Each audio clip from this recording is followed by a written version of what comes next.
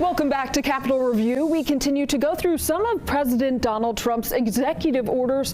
One of those includes the end to diversity, equity, and inclusion and accessibility programs and policies. And joining Capitol Review is Dr. Omekongo Dibinga of the UPstander International and professor at American University. Yes. You're here to talk about this, help us understand the impact here. This is going to have a very real material impact on employment policies across the U.S. Well, thanks for having me, and I'm so glad you mentioned the accessibility part, because one of the main areas that we're seeing is that they're looking to roll back accessibility to contracts, to federal contracts. You see some of the corporate rollbacks that are happening, diversity suppliers, where companies like the Walmarts and the Costcos and the Targets, they had diversity programs, some of them still do, where they're looking to have diversity in who their suppliers are. This targets that. In the federal government, some of the federal contracts in this country, so many black people disproportionately, and not just black people, but many black people disproportionately work for the federal government or our federal contractors. They're working to target that as well. So you see Asians, blacks, Latinos as well.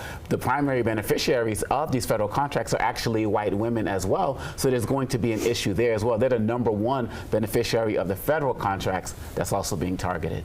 We've seen a number of emails go to federal workers about DEI ending and that they should report whether anyone is in those positions.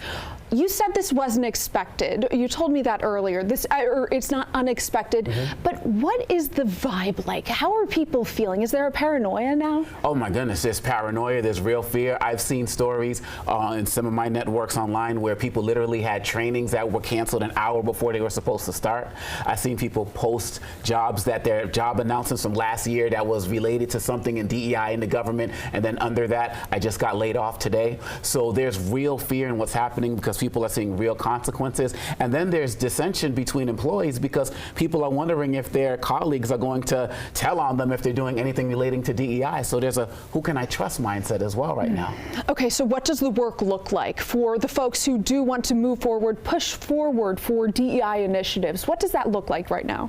It looks like coming together. It looks like deciding to support the organizations and the companies, the schools that want to stay committed to DEI. We're just coming off for Dr. King's holiday, and he talked about true integration was about the sharing of power, resources, and responsibility. So make a list, check it twice, and make sure that you're also looking at voting for people who want to create communities where everybody can be celebrated and not tolerated.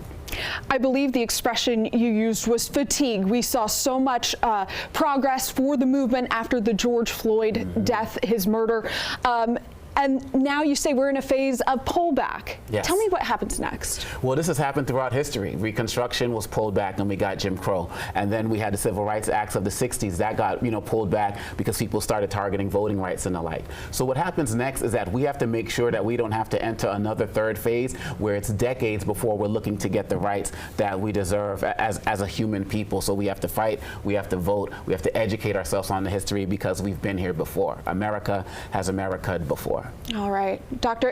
Omekongo Dibinga, thank you so much for making the time. Dr. Dibinga from UPstander International and American University.